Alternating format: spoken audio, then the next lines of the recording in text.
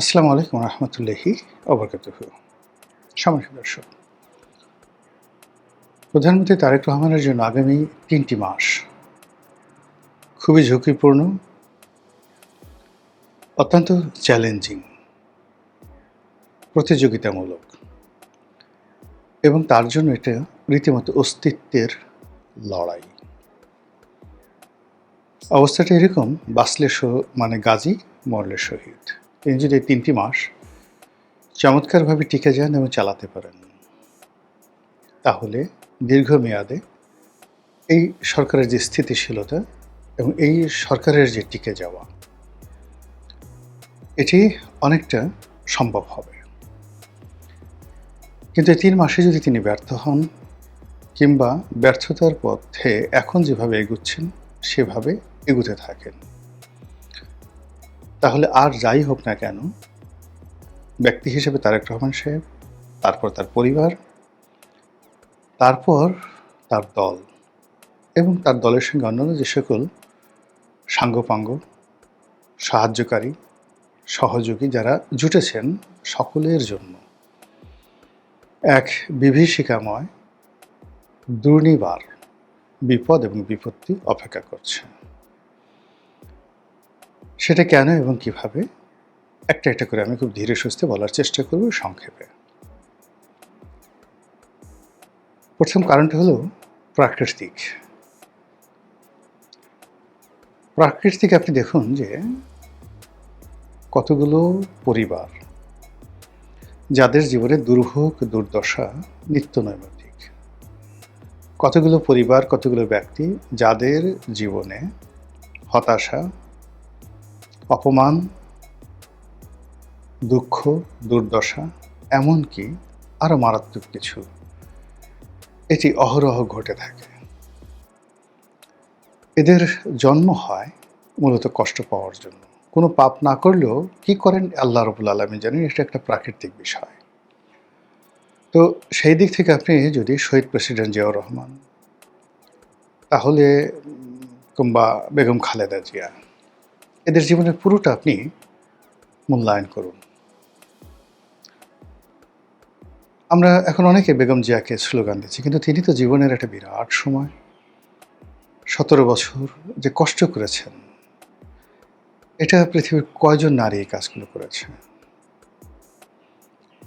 কিংবা ধরুন এরশাদের জমানাতে তিনি পুরো ৯টি বছর, এখানে ১৭ বছর বা ১৯ বছর, 111 থেকে এই পর্যন্ত ১৯ বছর তিনি যে কষ্ট করেছেন, আর ১০ বছর এরশাদের জমানাতে, তো ১০ আর ১৯, ২৯ বছর কন্টিনিউয়াসলি তিনি অপমানিত হয়েছেন, লাঞ্ছিত হয়েছেন, কষ্ট পেয়েছেন। তার আগে তার স্বামীর মৃত্যু, যে বীভৎস মৃত্যু, এবং পরিবারটি যেভাবে অসহায় করে রেখে যাওয়া হয়েছে। অর্থ সংকট ছিল, দুটো, একটা বালক আর একটি কিশোর সন্তান। তাদেরকে নিয়ে এই বিধবা মহিলার জীবনের যে সংগ্রাম, আচ্ছা বলুন তো, এই সংগ্রামের সঙ্গে আপনি তার আভিজাত্য, তার শিক্ষা, তার প্রাপ্তি, এগুলো মেলাতে পারবেন না। মনে হচ্ছে যে প্রাসাদ নন্দিনী প্রাসাদের মধ্যে বসে বন্দিনী হিসাবে কাঁদছেন। ওনার কষ্টগুলো, ওনার বেদনাগুলো যদি একত্রে করে দেওয়া হয়, এই কষ্ট আপনি রাস্তার যে একজন মুটে আছে, মজুর আছে, যিনি ইটের ভাটায় কাজ করেন আর সেই ইটের চুল্লির পাশে ঘুমিয়ে যান না খেয়ে, তাকেও যদি বলা হয় তুমি এই কষ্টগুলো নাও, কষ্টগুলো নেওয়ার পরে প্রধানমন্ত্রীর চেয়ারে বসো, রাজি হবেন না। এরপরে আসেন জিয়াউর রহমান সাহেব, সব কথা বাদ দেন। তিনি খালেদ মোশাররফের জমানাতে গ্রেপ্তার হলেন। ওই সময়টি তার বন্দি জীবন। পরবর্তীতে ক্ষমতা আরোহণ করার পরে আনুমানিক প্রায় ১০০-র মতো কূ হয়েছে, গোপন এবং প্রকাশ্যে। এর মধ্যে অন্তত ৪০টি কূ তিনি দমন করেছেন। এর প্রতিটা সময় এই খবর যখন আসছে, তার হৃদয় এবং মন মানসিকতার মধ্যে যে ভয়, আতঙ্ক, ঘৃণা, অনিশ্চয়তা তৈরি হয়েছে। এ জীবন কারো কাম্য নয়। এরপর তিনি যেভাবে তাকে মারা হয়েছে, ছিন্ন বিচ্ছিন্ন করে দেওয়া হয়েছে লাশ। আপনাদের মধ্যে কে বলেন তো রাজি হবেন যে ৩.৫ বছর আপনি ক্ষমতায় থাকবেন, ক্ষমতার পর চট্টগ্রাম সার্কিট হাউসে আপনাকে ওভাবে জিয়াউর রহমানের মতো ব্রাশ ফায়ার করে মেরে ফেলা হবে? এরকম ঘোষণা দিয়ে বাংলাদেশে একজন লোক আপনি পাবেন? কেউ পাবেন না, কেউ যাবে না। এখন তারেক রহমান সাহেবের জীবনে আসেন। তিনি কিশোর বয়সে পিতা হারিয়েছেন। তার মায়ের দুর্ভোগ এবং দুর্দশা চাক্ষুষ তিনি দেখেছেন, এবং কোনো সন্তানই তার পিতামাতার এই দুঃখ কষ্ট ধারণ করলে তার স্বাভাবিক মনোবিকাশ হয় না। এরপর তার নিজের উপর যে জুলুম চলেছে, অত্যাচার চলেছে, এবং তিনি 18-19 বছর এক্সাইলে দেশের বাইরে ছিলেন। কাজে আপনি চিন্তা করুন, এই জিয়া পরিবারের উপরে যে সকল গ্রহ নক্ষত্রের নড়াচড়া হচ্ছে, এটাকে আপনার প্রাকৃতিক একটা বৈশিষ্ট্য সামনে আনতে হবে, যে এই প্রাকৃতিক বৈশিষ্ট্যকে কিভাবে অ্যাভয়েড করা যায়, কোন কর্ম দ্বারা, কোন জাদু দ্বারা, কোন মন্ত্র দ্বারা। এই বিষয়গুলো পৃথিবীর তাবৎ ধর্মে এ সকল বিষয় যখন ঘটনা ঘটে, তখন সেখানে প্রতিবিধান আছে। অল অব দ্য ফিলসফি, পৃথিবীর এমন কোনো দর্শনশাস্ত্র নেই এই প্রকৃতির এই লীলা খেলাকে অস্বীকার করতে পারে, এমন কোনো ধর্ম নেই অস্বীকার করতে পেরেছে। আর এগুলো থেকে রক্ষা পাওয়ার জন্য যে কর্মকাণ্ড যা কিছু আছে, তার একটি সিঙ্গেল নমুনা বিএনপি বা তার দলের লোকজনের মধ্যে নেই।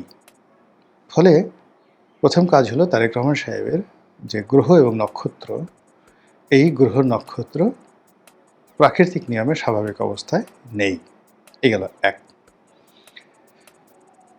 ২ নম্বর হলো যে আমাদের দেশের প্রাকৃতিক যে সময়, জুন, জুলাই, আগস্ট, এই 3টি মাস আমাদের দেশে বহু দুর্ঘটনা ঘটে। ঝড়, বৃষ্টি, বন্যা, বাদল, ফসলহানি, মানুষের মন খারাপ, প্রকৃতি বিরূপ পরিস্থিতি সব মিলিয়ে এই সময়টিতে যে সকল দুর্ঘটনা ঘটে, এটার চূড়ান্ত একটা ফলাফল হয় সেপ্টেম্বর মাসে। কাজেই এই যে তারেক রহমান সাহেবের এখন যে সময় জুন মাস যাচ্ছে, জুন, জুলাই, আগস্ট, এই 3টি মাসের যা কিছু কর্ম এটি সেপ্টেম্বর মাসে আপনারা দেখতে পাবেন। আপনি যদি শেখ হাসিনার জীবন দেখেন, একই ঘটনা ঘটেছে। আপনি যদি জিয়াউর রহমানের ঘটনা দেখেন, এরশাদের ঘটনা দেখেন, তারপর খন্দকার মোশতাকের ঘটনা দেখেন, সবই কিন্তু জুন, জুলাই, আগস্ট, সেপ্টেম্বর, সেপ্টেম্বরের শেষ সব কিছু। তো সেই দিক থেকে এই যে আগামী 3টি মাস দেশের অর্থনীতি, budget, tax collection, foreign relation, বিদেশের সাথে বন্ধুত্ব করা, সরকারি স্থিতিশীলতা, আমলাতন্ত্রের উপর, রাষ্ট্রতন্ত্রের উপর প্রভাব বিস্তার করা, সব কিছু নিয়ন্ত্রণে আনা, জনগণের কল্যাণ সাধন করা, জনগণকে সরকারের পক্ষে নিয়ে আসা, প্রতিদ্বন্দ্বীদের মনে ভয় সৃষ্টি করা, আর প্রতিপক্ষ যারা রয়েছে তাদের সঙ্গে সহনশীল সম্পর্ক। আচ্ছা বলেন তো, একটা উপকরণ জনাব তারেক রহমান সাহেবের পক্ষে আছে? সরকারের 4 মাসে কোনো একটি রাষ্ট্রের সঙ্গে কি কৌশলগত সম্পর্ক স্থাপন করা গিয়েছে? আগামী 3 মাসে করা যাবে তার কোনো নমুনা আছে? প্রশ্নই আসে না। তিনি মালয়েশিয়াতে যাচ্ছেন, মালয়েশিয়াতে যেখানে বর্তমান প্রধানমন্ত্রী ডক্টর মোহাম্মদ ইউনূসের ঘনিষ্ঠ বন্ধু, যিনি ডক্টর মোহাম্মদ ইউনূসের সঙ্গে দেখা করতে কোনো রকম প্রোটোকল ছাড়া চলে এসেছেন। তো সেই দেশে তারেক রহমান সাহেব যাচ্ছেন, সেখানে ডক্টর মোহাম্মদ ইউনূসের সাথে সম্পর্কটা লেনা দেনা একটা গুরুত্বপূর্ণ বিষয়। 2 নম্বর হলো যে 2001 থেকে 2006 সালে যখন তারেক রহমান সাহেব ক্ষমতাধর ছিলেন, তখন মালয়েশিয়াতে তার বিনিয়োগ নিয়ে, তার অর্থ নিয়ে নানা রকম কথাবার্তা ছিল। বিএনপির অনেক প্রভাবশালী নেতা মালয়েশিয়াতে সেকেন্ড হোম করেছিলেন। মালয়েশিয়াতে বাংলাদেশিদের, সেটা বিএনপি হোক, আওয়ামী লীগ হোক, তাদের ফান্ড ট্রান্সফার করা, থাকা, ব্যবসা বাণিজ্য করা, সম্পত্তি ক্রয় করা, এটার একটা স্বর্গরাজ্য। আরাফাত রহমান কোকো সেখানে ছিলেন, তার স্ত্রী এবং সন্তানেরা সেখানেই লালিত পালিত হয়েছেন এবং এখনও সম্ভবত সেখানেই আছেন। তো সেই মালয়েশিয়াতে তিনি যাচ্ছেন, সেটি কি তার ব্যক্তিগত সফর, রাষ্ট্রীয় সফর, লোক দেখানো সফর, নাকি ডক্টর মোহাম্মদ ইউনূসের বন্ধুর সঙ্গে যে কোনো একটা সমঝোতা বোঝাপড়া? এর কারণ হলো ডক্টর মোহাম্মদ ইউনূস এই মালয়েশিয়াকে টার্গেট করেই একটি ম্যান পাওয়ার লাইসেন্স করেছিলেন। তো সেই ম্যান পাওয়ার লাইসেন্সটি এখনও বহাল আছে, কিন্তু ইউনূস সাহেবের ক্ষমতায় চলে যাওয়ার পর মালয়েশিয়াতে একটা লোকও পাঠানো যাচ্ছে না, এখনও পর্যন্ত সেটি অ্যাপ্রুভ করেনি।